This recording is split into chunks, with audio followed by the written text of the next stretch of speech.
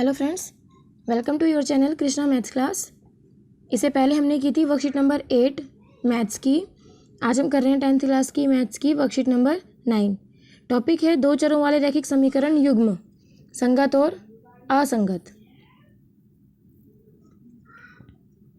अभी जो हमने इससे पहले वाली वर्कशीट की थी उसमें हमने क्या किया था कि जो दो चरों वाले समीकरण होते हैं उनको ग्राफ पे कैसे दिखाते हैं, ठीक है। और जो आज कर रहे हैं वो उनके युग्म के बारे में। युग्म क्या होता है? पेयर, ठीक है। युग्म क्या होता है? पेयर को बोलते हैं। देखिए, दो चरों वाले रैखिक समीकरण युग्म का मानक रूप ये होता है, ये जो लिखा है सामने, a1x प्लस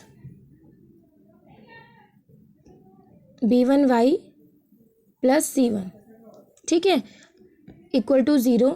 ये पहला होता है। और ये दूसरा a2x plus b2y plus c2 equal to 0।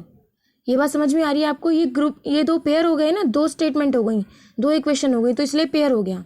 जब आप इन दोनों का ग्राफ प्लॉट करोगे, अभी उस दिन हमने क्या समझा था, जब दो चरों वाले समीकरण को हम ग्राफ पे प्लॉट करते हैं तो सीधी रेखा आती है। यही किया था, सीधी रेखा आती है, चाहे वो कैसे भी हो, ऐसे हो, है ना।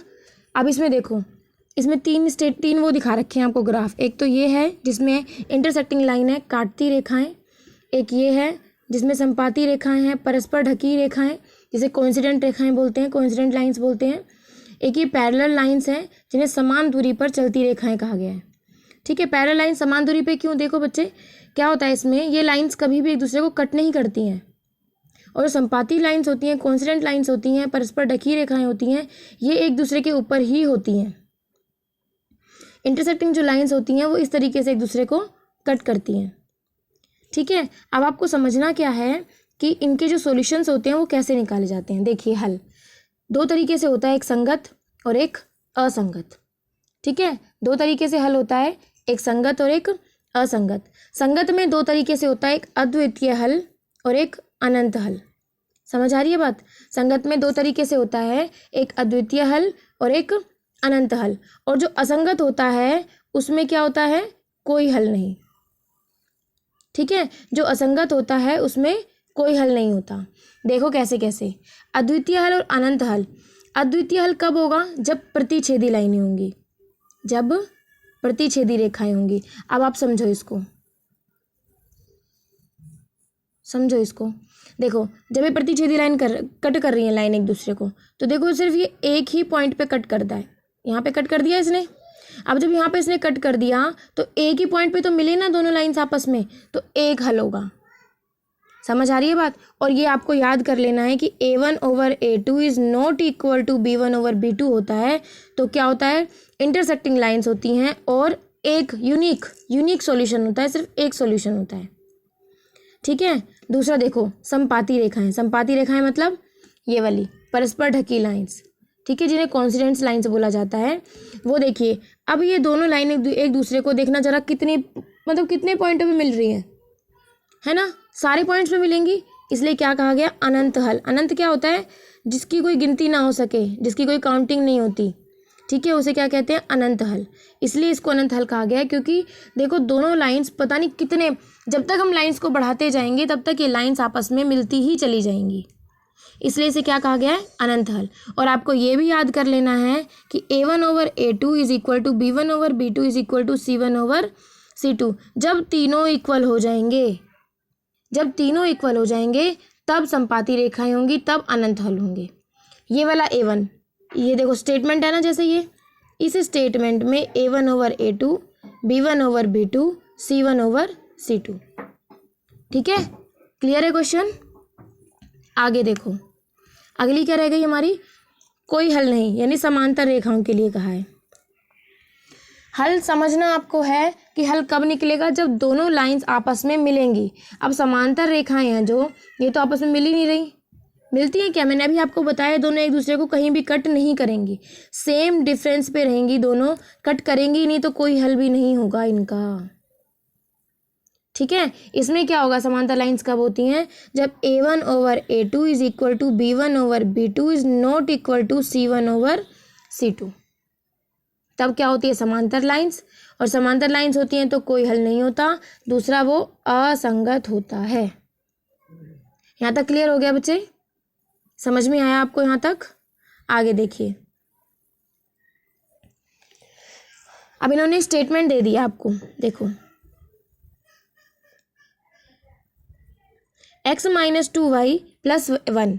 अब x के साथ क्या है यहाँ पे मल्टीप्लाई में, इसका गुणांक क्या है 1, तो यानी a1/a2 क्या हो जाएगा 1/3, b1/b2 क्या हो जाएगा -2/4, c1 और c2 क्या हो जाएगा 1/-20।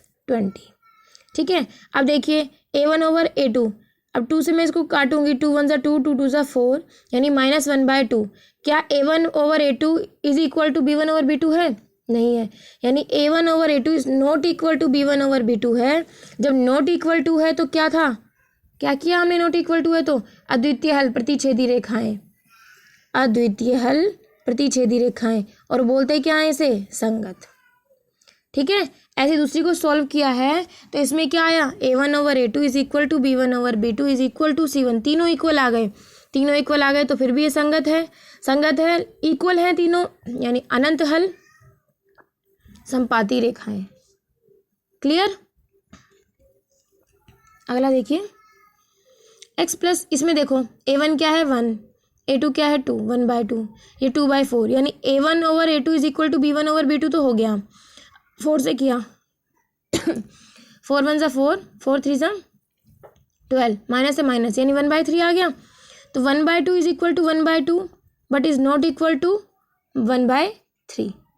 ठीक है, समझ में आ रही है बात? तो a1/a2 is equal to b1/b2 is not equal to c1/c2, तो क्या हो जाएगा, असंगत हल, कोई हल नहीं, और समांतर रेखाएं। क्लियर हो गया? अब आगे है स्वयं प्रयास कीजिए, मतलब क्वेश्चन आपको खुद सॉल्व करना है। अब देखो इतने अच्छे से समझा दिया, इसके बाद आप इसको इजीली सॉल्व करोगे। अब मुझे बताइए, देखो इसमें a1 है, जो a1 क्या है, a1/a2 निकालेंगे तो a1 क्या है यहाँ पे 2, ठीक है, ओवर b2 क्या है 4, a2 क्या है 4। ठीक है ना, समझ में आ रही है आपको?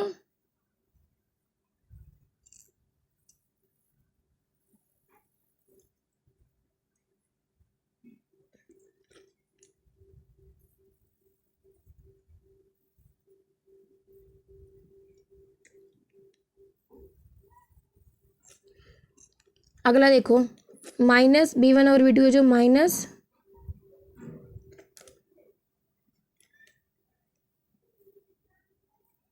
-3 है।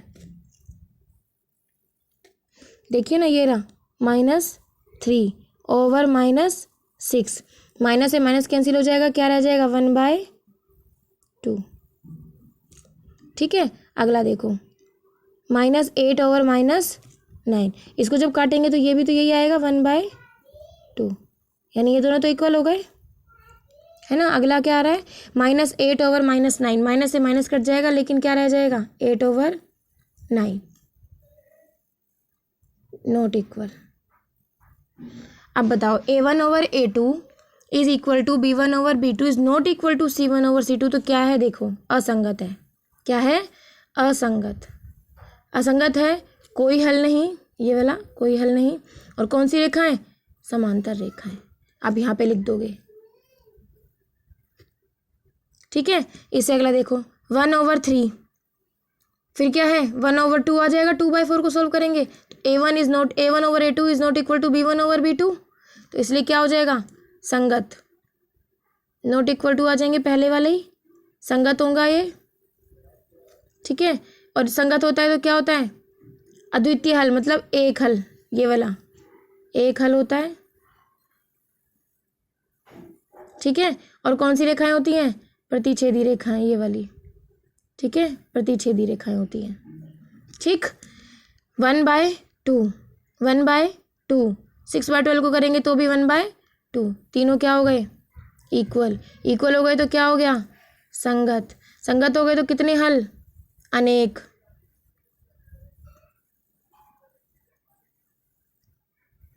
ठीक है, अनेक हल हो गए तो कौन सी लाइन है, कोइंसिडेंट लाइन, संपाती रेखाएं। क्लियर हो गया? समझ में आ गए आपको सारे क्वेश्चन? वर्कशीट क्लियर है बच्चे? अगर आपको वर्कशीट समझ में आई हो, इससे आपको कोई भी हेल्प मिली हो, तो वीडियो को लाइक कीजिएगा, शेयर कीजिएगा और चैनल को सब्सक्राइब करिए अगर आपने नहीं किया है तो, और बेल आइकन को भी दबाइएगा ताकि आपको आगे नेक्स्ट जो वर्कशीट है उसकी नोटिफिकेशन मिल जाए। Okay, thank you.